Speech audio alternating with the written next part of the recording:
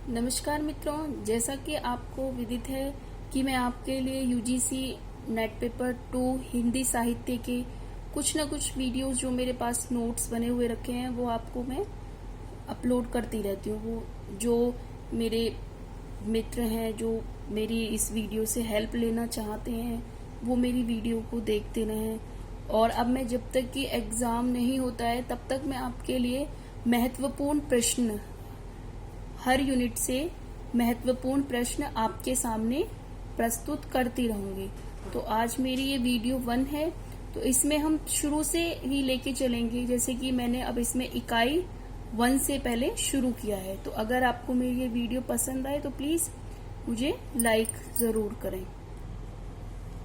तो आइए अब हम शुरू करते हैं अपने महत्वपूर्ण प्रश्न। मैं आपके लिए खोज के महत्वपूर्ण प्रश्न लाती रहूंगी।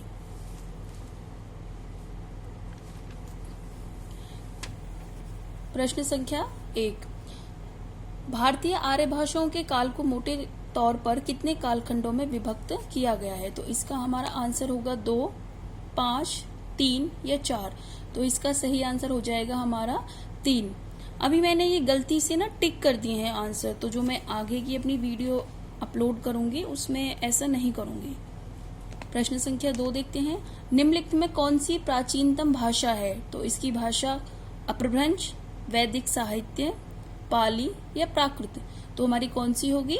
वैदिक संस्कृत। प्रश्न संख्या 3, क्रम के अनुसार लगाइए। तो ये जो हमारी भाषाएं हैं, आर्य भाषाएं हैं, इनको हमें क्रम के अनुसार लगाना है। क है हमारा पाली, प्राकृत, अपभ्रंश, संस्कृत, या फिर संस्कृत, प्राकृत, अपभ्रंश, पाली, संस्कृत, प्राकृत, पाली, अपभ्रंश, या फिर संस्कृत, पाली, प्राकृत, अपभ्रंश। तो इसका हमारा सही आंसर हो जाएगा संस्कृत, पाली, प्राकृत, अपभ्रंश। प्रश्न संख्या 4, श्रवकाचार के रचयिता हैं। श्रवकाचार के रचयिता कौन है? देवसेन, स्वयंभू, धनपाल या पुष्पदंत? तो इसका हमारा सही आंसर हो जाएगा देवसेन। प्रश्न संख्या 5, हिंदी भाषा का उद्गम और विकास के रचयिता कौन है? Doctor Namvar Singh, doctor Uday Narayan Tiwari, doctor Bholanath Tiwari या सरहपा? तो इसका हमारा सही आंसर है डॉक्टर उदय नारायण तिवारी। प्रश्न संख्या 6, पाली भाषा का एक अन्य नाम है? मागधी, अपभ्रंश, प्राकृत या ब्राचर? तो इसका हमारा होगा मागधी। प्रश्न संख्या 7, अपभ्रंश भाषा के प्रश्न कवि माने जाते हैं। देखिए बहुत इंपॉर्टेंट क्वेश्चन है, प्रश्न कवि। तो ये प्रश्न कवि कौन माने जाते हैं हमारे? जैनेंदु, पुष्पदंत, सरहपा या स्वयंभू? तो ये है हमारे स्वयंभू। अपभ्रंश के नागर, उपनागर एवं ब्राचर के भेद कितने हैं? तो इसके भेद है हमारे, भेद किसने दिए हैं? तो इसके भेद दिए हैं हमारे मार्कंडेय जी ने, लुईपा ने, लक्ष्मीधर ने या विद्यापति ने? तो इसके हमारे दिए हैं मार्कंडेय जी ने। प्रश्न संख्या 9, बेसवाड़ी बोली का दूसरा नाम क्या है? तो बेसवाड़ी बोली का दूसरा नाम होगा हमारा, बताइए, मैथिली, बिहारी, हरियाणवी या अवधी? तो इसका हमारा सही आंसर हो जाएगा अवधी। प्रश्न संख्या 10, लहंदा भाषा का विकास किस अपभ्रंश से हुआ है?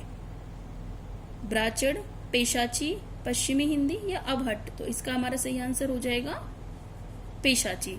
प्रश्न संख्या 11, पश्चिमी हिंदी की सर्व प्रमुख बोली है? ब्रजभाषा, खड़ी बोली, कन्नौजी या हरियाणवी? तो इसका हमारा सही आंसर होगा ब्रज भाषा।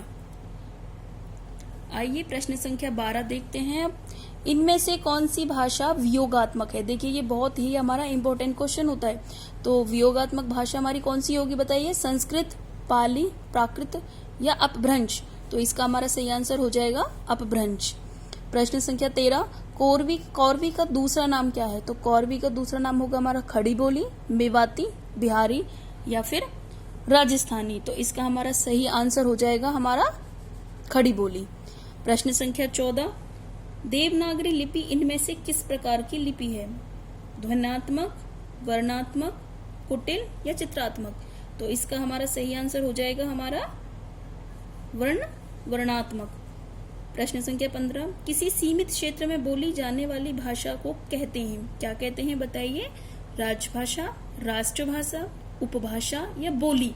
तो इसका हमारा सही आंसर होगा बोली। प्रश्न संख्या 16, 8वीं अनुसूची में भाषाओं की संख्या कितनी है? तो ये मैं आपको बता देती हूँ, 2004 से पहले हमारी भाषाएं थी 18, लेकिन 2004 में हमारी 4 भाषाएं जुड़ी तो ये हो गई हमारे 22। तो वो 4 भाषाएं हमारी कौन सी थी? मैथिली, संथाली, बोडो और एक और रह गई, और थी हमारी डोगरी।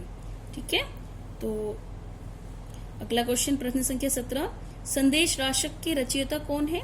सरहपा, हेमचंद्र, अब्दुल रहमान या लुईपा? तो इसका सही आंसर हो जाएगा हमारा अब्दुल रहमान। आइए अब चलते हैं प्रश्न संख्या 18 पे। कौन सा नाम अपभ्रंश भाषा के लिए प्रयुक्त नहीं होता? इसमें नहीं होता है, देखिए, डिंगल, देश भाषा, अवहट्ट या हमारा अवहत। तो इसका हमारा सही आंसर हो जाएगा डिंगल। ठीक है, प्रश्न संख्या 19, राजभाषा आयोग का गठन किस वर्ष हुआ? 1947, 55, 50 या 65? तो इसका हमारा सही आंसर हो जाएगा 1955। प्रश्न संख्या 20, राहुल साकृत्यायन ने हिंदी का प्रथम कवि किसे माना है? तो इसने राहुल जी ने हिंदी का प्रथम कवि हमारा माना है सरहपा को। प्रश्न संख्या 21, भाषा की सार्थक लघुत्तम इकाई कौन सी है? तो यहाँ हमें ध्यान रखना है लघुत्तम इकाई का, पद, शब्द, ध्वनि, वाक्य। तो ये हमारा हो जाएगा शब्द। प्रश्न संख्या 22, मैथिली बोली के लोकप्रिय कवि हैं? तो ये तो शायद आपको पता होगा, ये हैं हमारे विद्यापति जी। प्रश्न संख्या 23, कबीर के बीजक में कौन सी बोली का प्रयोग है? खड़ी बोली, ब्रजभाषा, बिहारी या अवधी? तो ये है हमारी खड़ी बोली। प्रश्न संख्या 24, दक्षिण भारत की भाषाएं किस परिवार की हैं? द्रविड़ परिवार, आर्य परिवार, इनमें से कोई नहीं या दोनों? तो आप ये वाला जो मेरा क्वेश्चन है इसका आंसर मुझे कमेंट करके बताइएगा। और प्लीज अगर आपको ये वीडियो अच्छी लगी हो और आप चाहते हैं कि मेरे पास बहुत सारे प्रश्नों का भंडार है लेकिन मैं टाइपिंग करने पे मुझे थोड़ा सी प्रॉब्लम होती है, तो मैं आपको अपने हाथ से ही लिखे हुए जो मेरे प्रश्न है वो आपके सामने लाती रहूंगी।